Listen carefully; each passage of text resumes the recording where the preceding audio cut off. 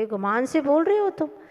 तीसरे से पूछा, मेरा नाम तो धोखाई चंद है। अच्छा। और चौथे से पूछा, तुम्हारा नाम क्या है? लोभचंद नाम है। लोभचंद के लाभचंद? नहीं नहीं, लोभचंद नाम है मेरा।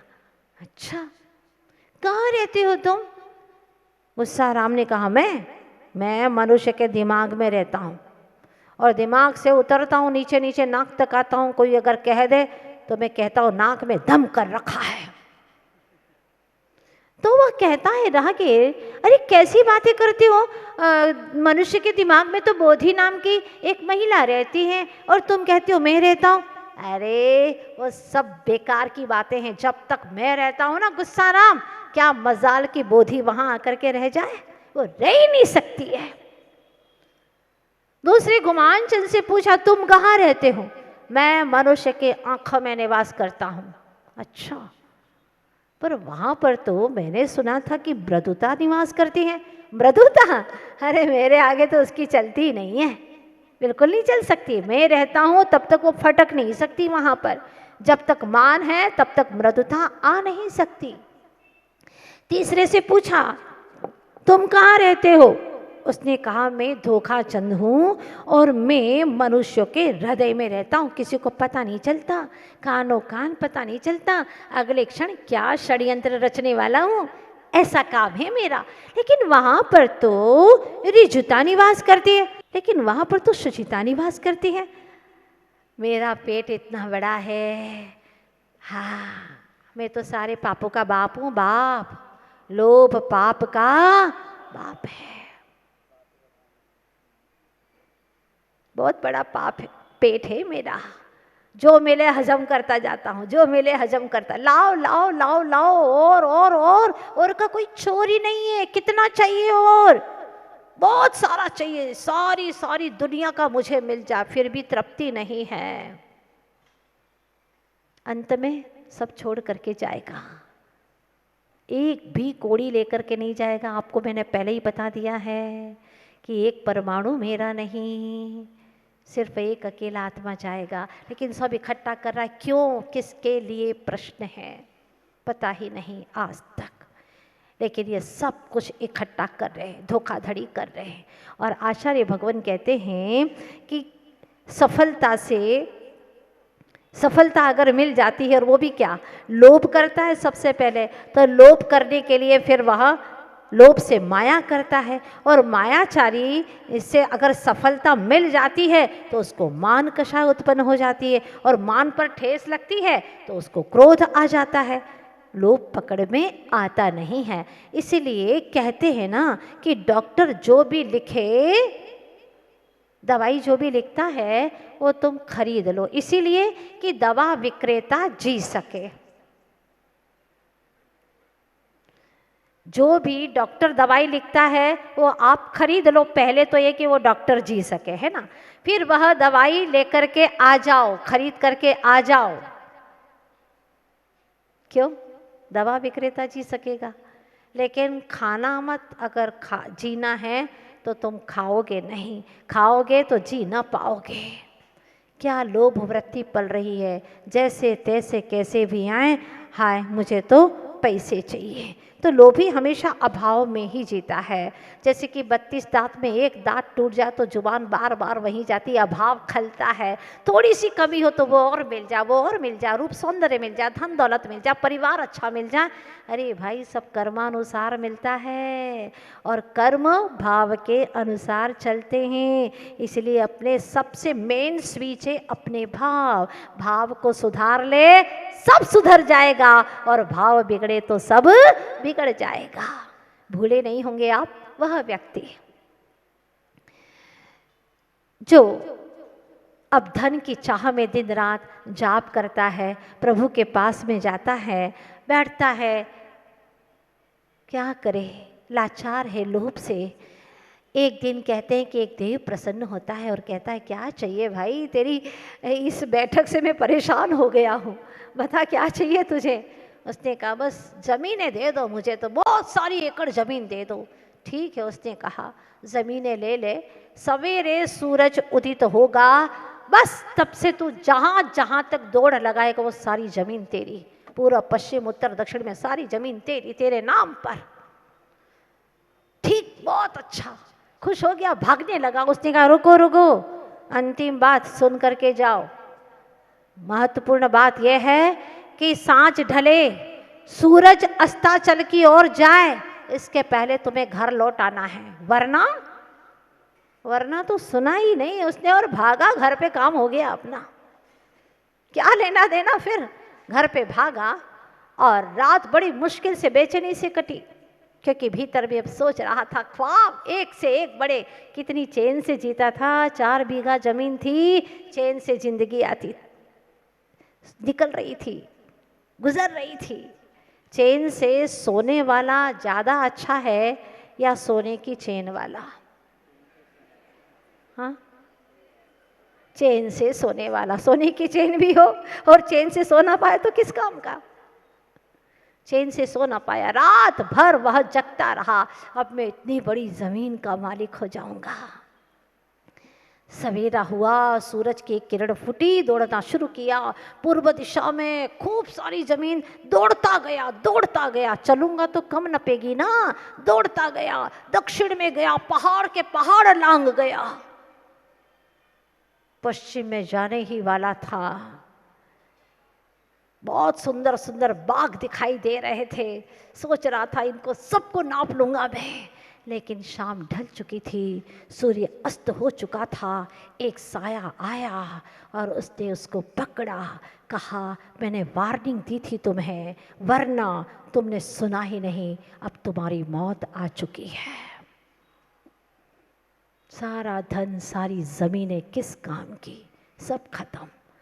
भव्य जीवों, पुण्य के उदय से प्राप्त हो रही हैं, कोई बाधा नहीं, आप गृहस्थ हैं, लेकिन उसका समुचित सदुपयोग करना शुरू कर दो। बाहर में ऐसा जीवन जियो। मैं ये नहीं कहती कि आप लोग सब त्याग करके बैठ जाओ, नहीं। अगर पुण्य के उदय से, पुरुषार्थ से आपको प्राप्त हो रहा है तो आप उसको अपने पास में रख कर के भी उसका सदुपयोग करना सीखें। पर अंतर में ये निर्णय करके रखें, जैसे बहुत सारे घर पे तुम्हारे लोग आते हैं, अतिथि आते हैं और नौकर भी आते हैं, उन सबको देख कर के आपके मन में क्या भाव आता है? ये तो मेरा बेटा है और ये तो सब नौकर हैं। ऐसा भेद ज्ञान है ना, बस ऐसा भेद ज्ञान निरंतर बनाए रखो कि मैं अलग हूँ और ये सारे द्रव्य अलग हैं, ये मेरे नहीं हैं, न कदापि मेरे हो सकते हैं। पुण्य से ये सारी सामग्री मिल रही है, संयोग जुट रहा है, लेकिन यह मेरा नहीं है और मैं इनका नहीं हूँ। ये भेद ज्ञान सबसे बड़ी चीज है। आज जब ये भाव आया, प्रभु क्या कहूँ प्रभु, ये सारी वस्तुएं मिलना ये पुण्य नहीं है।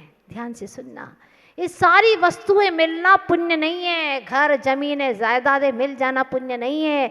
रूप सौंदर्य मिल जाना भी पुण्य नहीं है। ये पुण्य मेरा भाव नहीं है, ये समझ में आना सातिशय पुण्य है। क्या कहा? ये पुण्य भाव भी मेरा नहीं है, ये भी कर्म जनित है। ये भाव जब आ जाए तो समझ लेना सातिशय पुण्य है। दूसरी बात, प्रभु आप जैसे पावन के पास में मुझे आने का भाव हुआ, यही मेरा सबसे बड़ा पुण्य है। दुनिया की वस्तुएं मिल जाना, दुनिया के लोगों से मिल लेना, ये कोई पुण्य नहीं है, कोई पुण्य नहीं है। तो अनंतों बार मिला हूं मैं, लेकिन पावन प्रभु परमात्मा से मिलने का भाव जो आया है, ये मेरा सातिशय पुण्य है। अरब खरबपति से भी ज्यादा पुण्यशाली वह है जिसे प्रभु का समागम करने का उमंग आता है, भाव आता है बार बार कि प्रभु तुझे छोड़ करके अब कहाँ जाऊँ, तू मिल गया प्रभु। ऐसा भाव जिसके भीतर में आता है वो महापुण्यशाली है। और आप सभी भव्य जीव हैं, आप सभी लोगों को ये भाव आ रहे हैं कि मैं प्रभु का समागम करूं, जिन शासन को समझूं और ये प्राणों का अंत हो, प्राणांत हो, इसके पहले पहले, प्राणों के विसर्जन के पहले पहले मैं बुराइयों का विसर्जन कर सकूं, असत्य का विसर्जन कर सकूं और जो सत्य है उसका सृजन कर सकूं। आज इस सारे मुल्क में हम देख रहे हैं, जीभ के ऊपर तो चाशनी सी मिठास है, पर जीवन में कड़वाहट घुली हुई है। जीभ पर तो राम का नाम है, पर जीवन रावण के कारनामों की पर्याय बनी हुई है। जीभ पर आदर्श दिखाई दे रहा है, लेकिन जीवन में घोर संघर्ष चल रहा है। अर्थात जीभ और जीवन में कोई तालमेल नहीं है, बीच में बहुत गहरी गहरी खाइयां हैं, बहुत फासले हैं। और जब तक ये फासला समाप्त नहीं होगा, जीभ का और जीवन का, इन दोनों के बीच का फासला समाप्त नहीं होगा, तब तक हमारे जीवन रूपी वृक्ष पर सौंदर्य के फूल और सत्य के फल आने वाले नहीं हैं। अगर सत्य के फल पाना है तो हमें जीभ को और जीवन को, जिह्वा को और जीवन को, दोनों को एक एक ही तालमेल में रखना होगा, उसकी दूरियों को पाटना होगा। क्योंकि कहते हैं जिसके जिह्वा और जीवन में अंतर पड़ा है, जिसके जिह्वा और जीवन में अंतर पड़ा है, वह धर्म से बहुत दूर अभी खड़ा है, वह धर्म से बहुत दूर अभी खड़ा है। कहता कुछ है और करता कुछ है, किसी और को नहीं धोखे में डाल रहा, वह स्वयं को ही धोखे में डाल रहा है। चाहे अच्छे से बोले और सत्य भी वचन बोल रहा है, लेकिन जीवन में सत्य नहीं है तो उसके वचनों को भी सत्य नहीं कहा जा सकता। जैसे एक बार ऐसा सत्य बोल दिया कि वह व्यक्ति का देहांत ही हो गया। ऐसा सत्य बोलने का औचित्य ही क्या है? ये हमारा जैन दर्शन है, बहुत सूक्ष्मता से गहरी और अंतस की बात करता है। जैन दर्शन का कहना है कि अगर असत्य भी बोला है लेकिन महामंगलकारी हो सकता है। किसी के जीवन को बचाने के लिए असत्य भी कहा है तो निश्चित ही वह सत्य का जानकार है, सत्य को मानने वाला और सत्य का अनुभव करने वाला है। तो शुरुआत करें, आज हम जिसके मन में सच्चाई है उसके वचनों में सच्चाई होगी, उसके जीवन में सच्चाई होगी। आज हमारे भीतर की सच्चाई खो चुकी है। सत्य है क्या? सबसे पहले इसी को हम जानें। और सत्य कब उतरता है, सत्य कब प्रकट होता है? आचार्य देव कहते हैं जो सत सत सत सत यानी सत्ता को ग्रहण करता है, सद्द्रव्य लक्षणम। आज हम पढ़ने वाले हैं सद्द्रव्य लक्षणम। सत यानी एग्जिस्टेंस, वह द्रव्य का लक्षण है जिसमें उत्पाद भी है, व्यय भी है और द्रव्य भी है। उत्पाद व्यय द्रव्य युक्त सत, जिसके अंदर यह सब कुछ है लेकिन फिर भी वह शाश्वत बना हुआ है, वह शाश्वत है। वो कौन सा तत्व है, कौन सा द्रव्य है? छह द्रव्य है। उसमें से जानने वाला जो तत्व है वो मैं जीव तत्व हूँ। जब तक हम सत को नहीं जानेंगे, सत को नहीं समझेंगे और सत को स्वीकार नहीं करेंगे तो सत्य का अनुभव भी होने वाला नहीं है। आज हम सुनते हैं कि भाई सत्य बोलो, सत्य धर्म है, जबकि आचार्य देव कहते हैं सत्य बोलना ये तो वचन है। और वचन क्या है? यह तो पुद्गल की विभाव व्यंजन पर्याय है। शब्द, बंध, सूक्ष्म, स्थूल्य, संस्थान, भेद, तमस, छाया, तपोद्योतवंतश्च, ये सब पुद्गल की विभाव व्यंजन पर्याय हैं। और सत्य, धर्म, चारित्र गुण की निर्मल पर्याय है। द्रव्य ही अलग अलग है, द्रव्य ही जुदे जुदे हैं। और जीव कहता है कि भैया सत्य बोलो, तो बात क्या है? क्या सत्य बोलने से सत्य धर्म की अनुभूति हो जाएगी? आचार्य देव कहते हैं कि सत्य को जीवन में उतारो। सत्य क्या है उसका संवेदन करो। सत्य मन में हो, सत्य वचन में हो, सत्य काय में हो, सत्यता हमारे रोम रोम में बसी हो। पर उसका प्रकटीकरण होता है सबसे पहले सत्यानुव्रत के रूप में, फिर सत्य महाव्रत के रूप में, सत्य धर्म के रूप में, भाषा समिति के रूप में, वचन गुप्ती के रूप में। भांति भांति से इन सत्य धर्म का हमारे भीतर में प्रकटीकरण होता है। और वास्तव में सत्य तो वही है जहाँ पर बोलना भी समाप्त हो जाता है, वचन गुप्ती से परे, वचन योग से भी परे हो जाते हैं और 14वें गुणस्थान में जा कर के अयोगी हो जाते हैं। वह सत्य के भंडार हो गए। प्रभु, ऐसी दशा हमें पाना है तो हम कैसे कदम बढ़ाएं अपने जीवन में, जिससे कि उस सत्य का अनुभव कर सके। शाश्वत की चर्चा, उसी की चर्या, उसी में रमण करना, क्योंकि सत्य कभी हारता नहीं है, सत्य कभी मिटता नहीं है।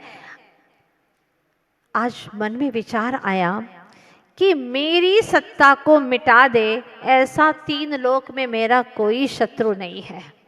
कोई ऐसा शत्रु मेरा जो मेरी सत्ता को ही मिटा दे? आज तक किसी द्रव्य की सत्ता ना मिटी है, ना कभी मिटेगी। सत्ता शाश्वत होती है बेटा। मूक माटी में आचार्य भगवान कहते हैं, सत्ता शाश्वत होती है बेटा।